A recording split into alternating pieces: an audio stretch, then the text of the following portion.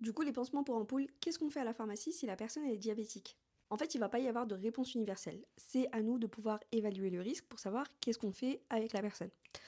Nous, ce qu'on redoute, c'est deux choses, neuropathie et artériopathie. S'il y a un problème de sensibilité ou de vascularisation, la personne peut être exposée à un pied diabétique et ça peut avoir des complications par la suite. Et c'est ça qu'on redoute. Donc, il va falloir poser un certain nombre de questions pour être sûr qu'on oriente bien la personne devant nous. Ça va d'abord être des questions très générales.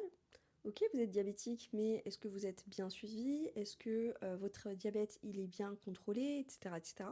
Mais il y aura également des questions un peu plus spécifiques. La première question que je pose, qui a l'air un peu anodine, c'est comment vous êtes rendu compte que vous avez une ampoule?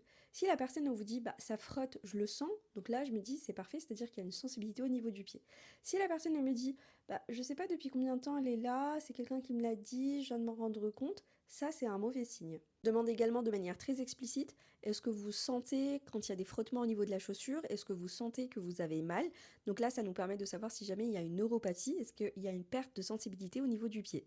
Autre question, c'est est-ce que vous sentez que vous avez une mauvaise circulation sanguine? Est-ce que vous voyez que vous avez plutôt les pieds froids, la peau souvent pâle, etc. Donc là, ça va permettre d'orienter vers les artériopathies. Est-ce que vous avez déjà eu une plaie qui a pris du temps à cicatriser? Enfin, je regarde l'ampoule et je recherche s'il y a des signes d'infection. Est-ce que du coup c'est juste une petite ampoule bien nette? Est-ce que le pourtour il est rouge? Est-ce que c'est enflé? Est-ce que c'est chaud? Est-ce qu'il y a du pus? Donc tout ça en fait ce sont des signes d'infection et c'est très important à rechercher. En tout, il existe 4 grades de risque. Ça va du grade 0 au grade 4 et c'est ce qui nous permet d'évaluer le risque d'ulcération. Si la personne elle n'a pas de problème de sensibilité, pas de problème de circulation sanguine, pas d'antécédent de plaie qui a pris du temps à cicatriser, pas de pied déformé, pas d'infection, rien du tout, il est fort probable que cette personne-là soit de grade 0.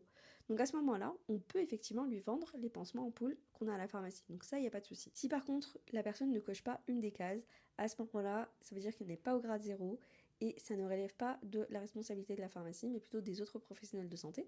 Donc il faut l'orienter vers médecin, IDE ou pédicure podologue.